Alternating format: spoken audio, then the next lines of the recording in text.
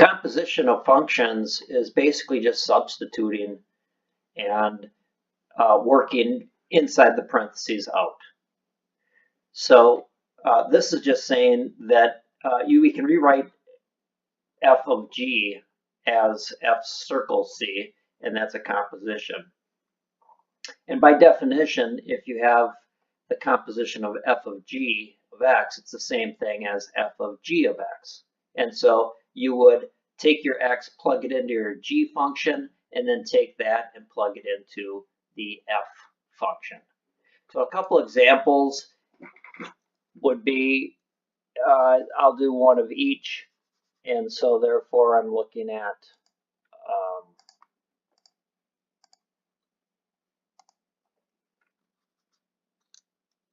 g of f of g of x. And I'm going to remember I can rewrite this. So rewriting this stuff in a more friendly form makes it a lot easier to evaluate. So it's f of g of x. X is already substituted into your g function. So I'm going to keep this nice and orderly. F of your g of x. And then I'm going to substitute that in for my x. See, it's not f of x, but it's f of x squared minus 2x minus 4, which you're going to put right in for that x. And I'm not doing anything in my head. I'm just going to write it down and then expand later. And so now I'm expanding 2x squared minus 4x. And now I want to combine like terms at the end. And if I were looking at the domain, it would be unrestricted at this point because there aren't any x's that would make it undefined. You could also evaluate the second one and say you want to do g of f. That's kind of goofy.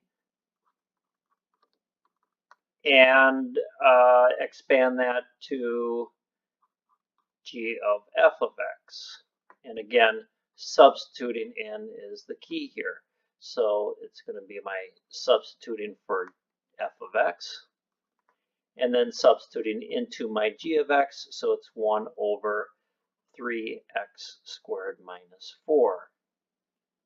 At this point, if you're to look at the domain, you would find out where this would equal 0 by solving for it and excluding that as a domain. So when you think of composition of functions, think about rewriting it in a more friendly terms, and then substituting in.